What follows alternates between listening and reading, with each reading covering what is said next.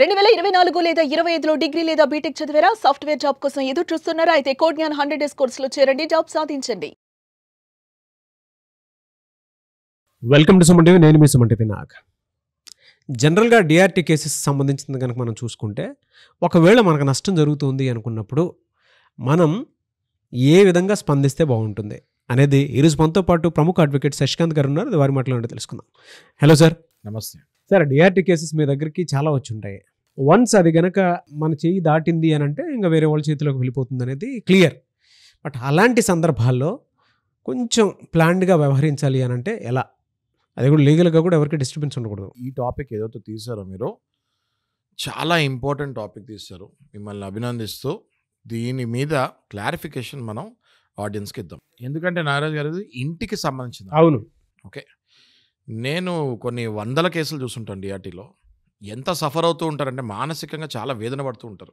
ఎందుకంటే ఇల్లునే ఖాళీ చేయించేస్తారు. ఓకే, ఎలా అవుతుందంటే ఈ డిఆర్టీ కేసులో ఎలా అవుతుందంటే, ఒక బిజినెస్ మ్యాన్ ఉదాహరణ తీసుకొని మనం మాట్లాడదాం. బిజినెస్ బాగా నడిచేటప్పుడు వీళ్ళు ₹1,00,00,000 పెట్టి ఇల్లు తీసేసుకుంటారు. అందులో 70 లక్షలు అప్పే ఉంటుంది. నెల 50,000 నుంచి 60,000 ఈఎంఐ కడుతూ ఉంటారు. హఠాత్తుగా ఒకవేళ బిజినెస్ కనుక డల్ అయ్యి బిజినెస్లో లాస్ అయిపోతే వీళ్ళు ఏ పరిస్థితికి వెళ్తారంటే, బిజినెస్ మ్యాన్ లాస్ అయినప్పుడు ఇంటి ఈఎంఐ కూడా కాదు కదా, అట్లీస్ట్ ఇంట్లో కావాల్సిన సరుకులు కూడా కొనలేని పరిస్థితికి వెళ్ళిపోతారు.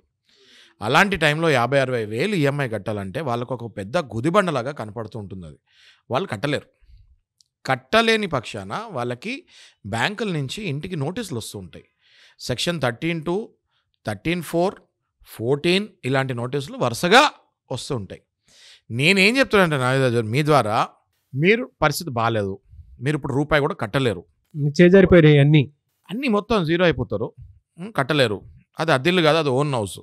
అద్దెల్లు అయితే ఇంకా తక్కువ అద్దె చూసుకొని వెళ్ళిపోవచ్చు, కానీ సొంతిల్లు అవును వెళ్ళలేరు. ఎమోషన్స్ ఎక్కువ ఉంటాయి. ఎంతో డెకరేషన్స్ లోపల చేయించుకుంటారు, వుడ్ వర్క్ అని అదని ఇదని. ఆ ఇంటి మీద ఎన్నో కలలు కానీ కట్టుకొని ఉంటారు. ఫ్యామిలీ మొత్తం అటాచ్ ఉంటుంది. అవును. అద్దెల్లు అనుకోండి వెళ్ళిపోతారు, నేను అద్దె కట్టలేను, చిన్నది కట్టుకుంటే వెళ్ళిపోతారు. సొంత ఇల్లు అయితే వెళ్ళలేరు. అయితే వీళ్ళు ఏం చేస్తారు, ఇంటి యజమాని ఎవరైతే ఉంటాడో ఆయనకి బ్యాంక్ నుంచి నోటీస్ రాగానే ఆ నోటీస్ని వీళ్ళు దాచిపెట్టేస్తారు. ఎందుకు దాచిపెట్టేస్తారు అంటే, భార్య చూస్తుందా, పిల్లలు చూస్తారా, నా పరువు పోతుంది.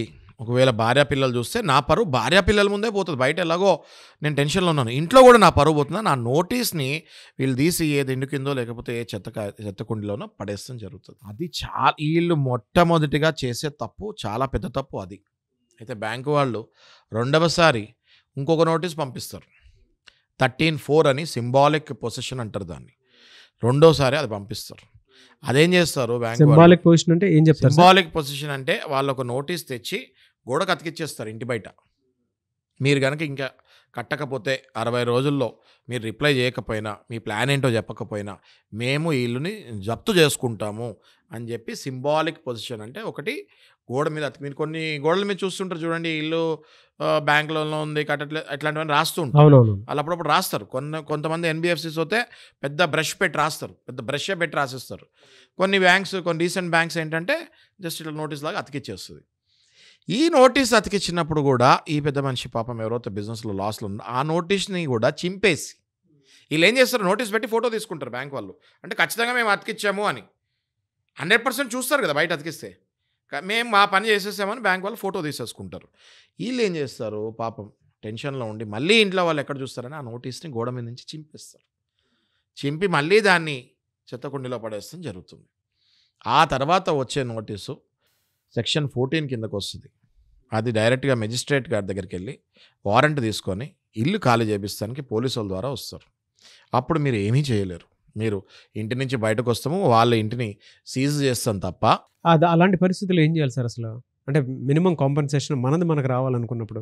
నాగరాజు గారు, నేను ఒకటి అడ్వైజ్ ఇస్తున్నా అండి. మీకు 13(2), 13(4) ఫస్ట్ వచ్చే నోటీసులు, డిమాండ్ నోటీస్ ఉంటుంది ఫస్ట్ 13(2). ఆ నోటీస్ రాగానే మీరు మంచి అడ్వకేట్ దగ్గరికి అప్రోచ్ అవ్వండి. డిఆర్టీ అడ్వకేట్స్ చాలా బాగా డీల్ చేస్తున్నారు ఈ కేసెస్ని. కాపాడాలి, ఇల్లు ఎలా కాపాడాలా అన్నదే ప్రయత్నం ఉంటుంది మాది.